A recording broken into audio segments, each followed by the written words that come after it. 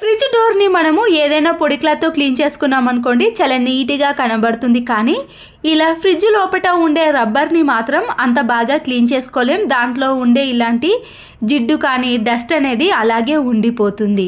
ఇలాంటి ఫ్రిడ్జ్ రబ్బర్ని క్లీన్ చేసుకోవాలంటే ఎలాంటి లిక్విడ్లు కూడా అవసరం లేదండి. వైట్ వెనిగర్ ఉంటుంది కదండి, ఇలా ఒక చిన్న బౌల్లోకి వైట్ వెనిగర్ని వేసుకోండి. పాడైపోయిన ఒక టూత్ బ్రష్ని తీసుకొని ఇలా వైట్ వెనిగర్లో బాగా తడిపేసిన తర్వాత ఫ్రిడ్జ్ డోర్ పైన ఇలా జిడ్డు మరకలు ఉన్నాయి కదండి, దాన్ని ఇలా క్లీన్ చేసుకున్నారనుకోండి, చాలా తక్కువ టైంలో ఈజీగా క్లీన్ చేసుకోవచ్చు. ఫ్రిడ్జ్ని క్లీన్ చేసుకోవడానికి మనము ఎలాంటి లిక్విడ్స్ని యూజ్ చేయాల్సిన అవసరం లేదండి. ఒక వైట్ వెనిగర్తో క్లీన్ చేసుకున్నాం అనుకోండి, ఘాటైన ఈ వెనిగర్కి ఎలాంటి జిడ్డు మరకలైనా తొలగిపోతాయి. ఫ్రిడ్జ్ రబ్బర్ని ఎప్పుడు క్లీన్ చేసుకున్నా కూడా ఇలా పాడైపోయిన టూత్ బ్రష్తో క్లీన్ చేసుకోండి. జిడ్డు అనేది ఇలా పూర్తిగా వచ్చేస్తుంది. ఇప్పుడు ఒక పొడి క్లాత్ని తీసుకొని ఇలా ఫ్రిడ్జ్లో ఉండే రబ్బర్ని అంతా కూడా క్లీన్ చేసుకోండి. చూసారు కదండి, మళ్ళీ ఎప్పటి మాదిరిగా ఇలా నీట్గా క్లీన్గా కనబడుతుంది. వెడల్పుగా ఉండే ఒక ప్లేట్ని తీసుకొని కొద్దిగా సర్పుని వేసుకోండి. బాగా వేడి చేసిన హాట్ వాటర్ని ఈ ప్లేట్లోకి వేసుకోండి. ఈ రెండు చాలండి. మన ఇంట్లో ఉండే చాపర్ని, నైఫ్ని, సీజర్స్ని, చపాతీలకి ఆయిల్ రాసే బ్రష్ని అన్నిటినీ కూడా ఈ హాట్ వాటర్లో ఒక 5 to 10 minutes పాటు అలాగే ఉంచేయడం వలన దాంట్లో ఉండే జిడ్డు అనేది పూర్తిగా ఈ వాటర్లోకి వచ్చేస్తుంది. చూసారు కదండి, మనము స్క్రబ్బర్ని కానీ బ్రష్ని వాడకుండానే ఇలా అలాగే ఉంచడం వలన దాంట్లో ఉండే ఈ ఆయిల్ కానీ జిడ్డు అనేది ఈజీగా వచ్చేసింది. ఆ తర్వాత మనము ఇలా సింపుల్గా పాడైపోయిన ఒక టూత్ బ్రష్తో అన్నిటినీ ఇలా రుద్దేసామనుకోండి, మళ్ళీ ఎప్పటి మాదిరిగా చాలా నీట్గా క్లీన్గా కనబడతాయి. ఆ తర్వాత ఈ వాటర్ అన్నీ తీసేసి మరొకసారి ఫ్రెష్ వాటర్తో క్లీన్ చేసుకున్నాం కదండి. చూసారు కదండి ఎంత నీట్గా ఉన్నాయో. వైట్ కలర్ షెడ్స్ ఉంటాయి కదండి, ఇలాంటి కలర్స్ పైన మురికి అనేది చాలా బాగా కనబడుతుంది. ఇలా మనము వాషింగ్ మిషన్లో వేసిన తర్వాత కాలర్ పైన మనము ఇలా వైట్ కలర్ ప్లాస్టర్ని వేయండి. ఇది అన్ని మెడికల్ షాప్లో కానీ ఎలక్ట్రికల్ షాప్లో దొరుకుతుందండి. కాస్ట్ కూడా చాలా తక్కువగా ఉంటుంది. ఇలా వైట్ కలర్ డ్రెస్ల పైన మనము ఈ ప్లాస్టర్ని వేసామనుకోండి, మురికి అనేది దానికి అంటుకోకుండా ఉండటం వలన ఈజీగా వాష్ చేయడానికి వీలవుతుంది. ఇలా బయటకి కనబడకుండా ఈ కలర్ అనేది అందులోనే మ్యాచింగ్ ఉంటుంది. కాబట్టి ఇలా జిడ్డు ఏర్పడకుండా ఉండాలంటే ఇలాంటి వైట్ కలర్ షెడ్స్ పైన ప్లాస్టర్ని వేసుకోండి. ఇంట్లో ఇలా వాష్ బేసిన్ అనేది చాలా జిడ్డు పట్టినప్పుడు మనము ₹1 కూడా ఖర్చు పెట్టకుండా వేస్ట్గా ఎక్స్పైర్ అయిపోయిన టమాటో కెచప్స్ ఉంటాయి కదండి, ఆ కెచప్నంతా కూడా ఇలా వాష్ బేసిన్ పైన కానీ అలాగే ట్యాప్స్ పైన రుద్దేసేయండి. ఆ తర్వాత ఒక స్క్రబ్బర్ని తీసుకొని బాగా రుద్దేశారనుకోండి, ఇలా జిడ్డు పట్టిన వాష్ బేసిన్ కూడా చాలా తెల్లగా, ట్యాప్స్ పైన పడ్డ సోప్ మరకలు, వాటర్ మరకలు కూడా పూర్తిగా తొలగిపోతాయి. చూసారు కదండి, ఎక్కడ కూడా ఒక్క మరక కూడా కనిపించకుండా ట్యాప్స్ కానీ వాష్ బేసిన్ని కానీ ఇలా నీట్గా క్లీన్ చేసుకోండి. బియ్యం సంచులను మనము ఇలా ఓపెన్ ఉంచేసామనుకోండి, దాంట్లో పురుగులు కానీ లేదా ఏదైనా డస్ట్ అనేది పడుతూ ఉంటుంది. ఇలా బ్యాంగిల్స్ని తీసుకొని బియ్యం సంచికి వేసామనుకోండి, దాంట్లో డస్ట్ కానీ పురుగు కానీ అస్సలకే పట్టదండి. ఎన్ని రోజులు అలాగే ఉంచినా కూడా పురుగు పట్టకుండా ఉంటుంది. ఖాళీ స్టిక్కర్ ప్యాకెట్ ఉంటుంది కదండి, వేస్ట్ అని పడేస్తాం. కానీ దాంట్లో ఉండే ఇలా కవర్ని తీసేసి ఇలా వీడియోలో చూపించిన మాదిరిగా స్టిక్కర్ ప్యాకెట్ని రెండుగా మలుచుకోవడం కానీ లేదా కొద్దిగా చిన్నగా పై భాగాన ఇలా పెద్ద సైజులో మలుచుకోవడం కానీ చేయాలి. మనం పెట్టే వాటిని దాన్ని బట్టి ఈ స్టిక్కర్ ప్యాకెట్ని ఇలా రెండుగా మలుచుకోండి. ఆ తర్వాత ఇలా సైడ్లో ఓపెన్ ఉంటుంది కాబట్టి మనము పిన్ పంచుతో ఒక 2 పిన్స్ వేసామనుకోండి, దాంట్లో నుంచి బయటికి రాకుండా ఉంటాయి. చూసారు కదండి, ఇలా ఖాళీ స్టిక్కర్ ప్యాకెట్లో మనము ఏవైనా పెట్టుకోవడానికి అనుకూలంగా ఉంటాయి. దీంట్లో మనము డెబిట్ కార్డులు కానీ క్రెడిట్ కార్డులు, ఫొటోస్, చిన్న చిన్న కార్డ్స్ ఉంటాయి కదండి, అవన్నీ కూడా ఇలా పెట్టేసుకొని మనము హ్యాండ్ బ్యాగ్లో కూడా పెట్టుకోవచ్చు. కాలేజీకి వెళ్ళే వాళ్ళు కానీ డ్యూటీకి చేసేవాళ్ళు కాయిన్స్ కానీ డబ్బులు ఉంటాయి కదండి, వాటిని ఈజీగా తీయడానికి పెట్టడానికి కూడా ఇది చాలా వీలుగా ఉంటుంది. అలాగే వెనుక సైడ్ కూడా ఓపెన్ ఉంటుంది కాబట్టి ఏదైనా పెట్టేసుకోవచ్చు. పైన ఓపెన్ ఉంది కాబట్టి ఇలా కింద పడతాయని అనుకుంటాం కానీ అస్సలకే పడేయండి. మనము ఏది పెట్టినా కూడా అందులోనే ఉంటాయి. ఇలా ఎక్స్పైర్ అయిపోయిన 2 ట్యాబ్లెట్లను తీసుకొని మెత్తగా స్మాష్ చేసుకోవాలి. టాబ్లెట్స్లను ఇలా పొడిగా చేసుకున్న తర్వాత ఏదైనా ఒక చిన్న బౌల్లోకి వేసేసుకోండి. టాబ్లెట్లని పొడి చేసే దానికంటే ముందే మనము ఇలా స్టవ్ పైన కొన్ని వాటర్ని వేసుకొని వేడి చేసుకోవాలి. కిచెన్ సింక్లో ఏదైనా బ్యాడ్ స్మెల్ కానీ వాటర్ బ్లాకేజు, చిన్న చిన్న బ్యాక్టీరియా పురుగులు, జెల్ల పురుగులు లాంటివి వస్తున్నప్పుడు ఈ పొడిని వేసిన తర్వాత హాట్ వాటర్ని కూడా కొద్దిగా వేసేయాలి. ఇలా వేయడం వలన వాటర్ బ్లాకేజ్ అనేది కాకుండా ఉంటుంది. కిచెన్ సింక్ కూడా చాలా నీట్గా, ఎలాంటి బ్యాడ్ స్మెల్ రాకుండా చాలా రోజుల వరకు ఫ్రెష్గా ఉంటుంది. ఇలాంటి నెట్ జాలి ఉంటుంది కదండి, మనము గాలి అనేది ఫ్రెష్గా రావాలన్నా, వెంటిలేషన్ ఎక్కువగా రావాలంటే సన్న డస్ట్ అనేది ఈ జాలీలో అలాగే ఉండిపోతుందండి. ఇలా పాడైపోయిన ఒక టూత్ బ్రష్తో మనము ఈ జాలిని ఇలా బాగా రాయాలి. ఇలా రాయటం వలన ఈ చిన్న చిన్న రంధ్రాలలో ఉండే డస్ట్ అనేది బయటికి వెళ్ళిపోతుంది. అప్పుడు మనకి వెంటిలేషన్ కానీ గాలి అనేది ఈ జాలి హోల్స్ల నుండి ఇంట్లోకి ఈజీగా వస్తుంది.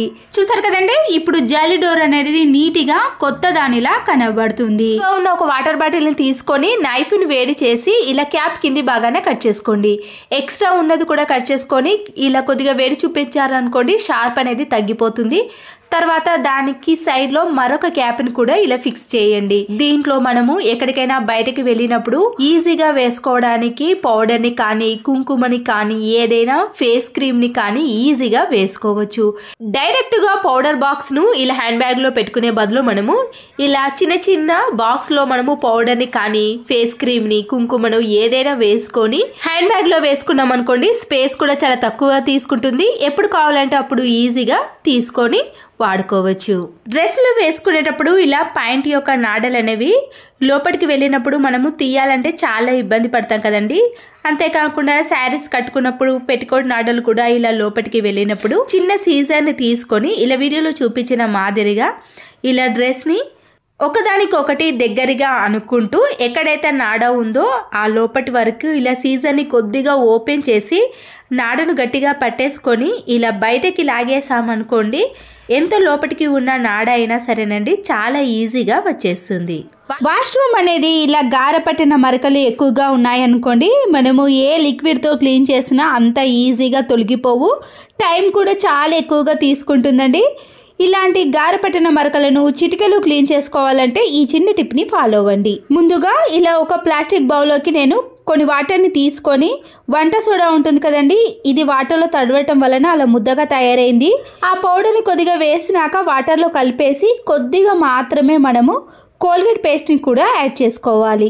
ఈ రెండు కూడా వాటర్లో బాగా మిక్స్ అయిన తర్వాత మనము ఈ వాటర్ని ఈ వాష్రూమ్లో వేయాలి. ఇలా కొద్దిగా వేస్తూ మనము బ్రష్తో క్లీన్ చేసుకోండి. గారపట్టిన మరకలు ఇంకా ఎక్కువగా అనిపిస్తే వాష్రూమ్ని ఒక 10 మినిట్స్ పాటు అలాగే ఉంచేసిన తర్వాత బ్రష్తో కాకుండా నేను ఇక్కడ స్టీల్ స్క్రబ్బర్తో పైన మాత్రం క్లీన్ చేసుకుంటున్నానండి. గారపట్టిన మరకలు త్వరగా పోవాలంటే ఈ స్టీల్ స్క్రబ్బర్తో ఇలా పైన రాసిన తర్వాత లోపల మాత్రం మనము మామూలు బ్రష్తో క్లీన్ చేసుకుంటే సరిపోతుంది. ఆ తర్వాత వాటర్తో క్లీన్ చేసుకొని చూడండి, ఎంత గారపట్టిన పసుపు మరకలైనా ఈజీగా తొలగిపోతాయి. చూసారు కదండి, ఇంతకుముందు మీకు క్లియర్గా చూపించాను గారపట్టిన మరకలు ఎలా ఉన్నాయో. కానీ ఇప్పుడు మాత్రం ఒక్క మరక కూడా కనిపించకుండా వాష్రూమ్ అనేది ఎప్పుడు చూసినా కూడా చాలా నీట్గా కొత్త దానిలా కనిపిస్తుంది. ఇంతకుముందు ఇక్కడ సైడ్లో మీకు గారపట్టిన మరకలు, పైన గారపట్టిన మరకలు కనిపించాయి కదండి. ఇప్పుడు లోపల కానీ బయట కానీ ఎలాంటి మరకలు కూడా కనిపించవు. వెల్లుల్లి రెబ్బలపై ఉండే పొట్టు తీయాలంటే మన గోర్లు అనేవి నొప్పి పెడతాయండి. ఇలా కేజీలు తీసినా కానీ లేదా చట్నీలోకి కొన్ని తీసినా కూడా ఈ చిన్న టిప్ని ఫాలో అవ్వండి. ఈ వెల్లుల్లి రెబ్బలను ఇలా విడివిడిగా చేసుకున్న తర్వాత వీడియోలో చూపించిన మాదిరిగా ఒక వెల్లుల్లి రెబ్బను తీసుకొని 2 వేల మధ్యలో పెట్టుకొని ఇలా గట్టిగా ప్రెస్ చేసామనుకోండి, దానిపై ఉండే పొట్టు అనేది చాలా ఈజీగా వచ్చేస్తుంది. మీకు ఇంకొకసారి కూడా చూపిస్తాను చూడండి. ఇలా 2 వేల మధ్యలో వెల్లుల్లిపాయను గట్టిగా ప్రెస్ చేసామనుకోండి, ఈజీగా పొట్టు అనేది బయటకి వచ్చేస్తుంది.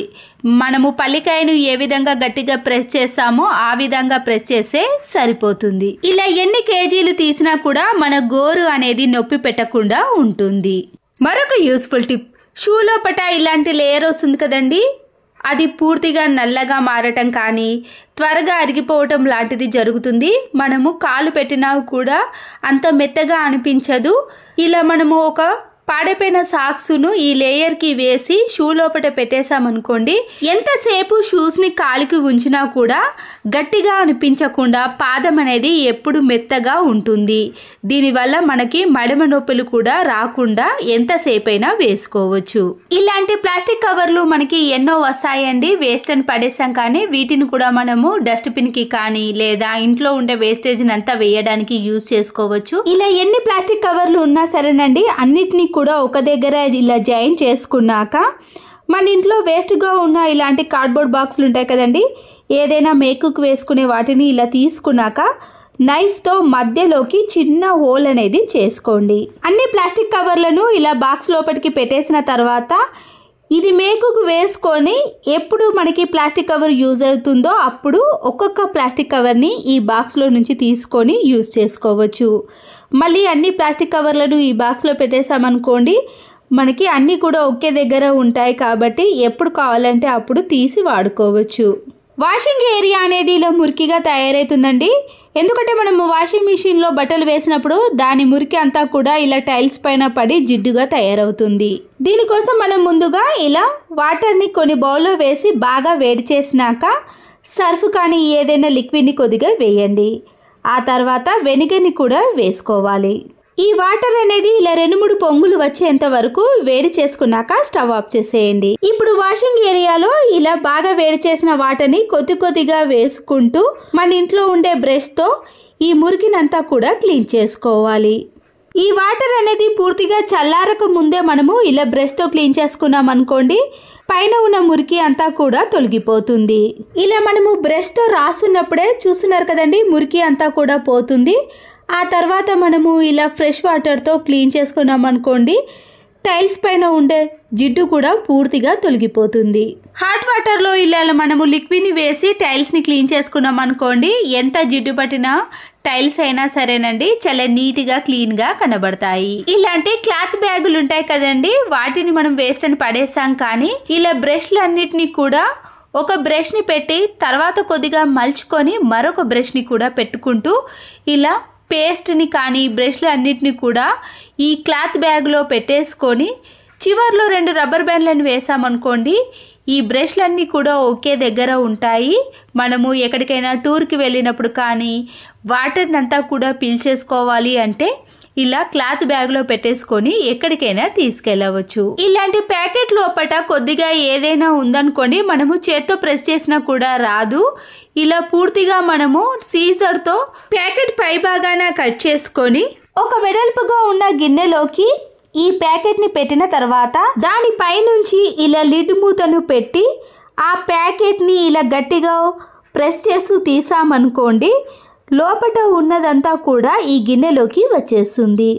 ఇలా ప్యాకెట్లో కొద్దిగా కూడా వేస్టేజ్ కాకుండా ఉండాలంటే మనము ఈ చిన్న టిప్ని ఫాలో అవ్వండి. కవర్లో కొంచెం కూడా మిగలకుండా ఇలా ఏది కూడా వేస్టేజ్ చేసుకోకుండా ఉండాలంటే ఇలాంటి చిన్న టిప్స్ని ఫాలో అవ్వాలి.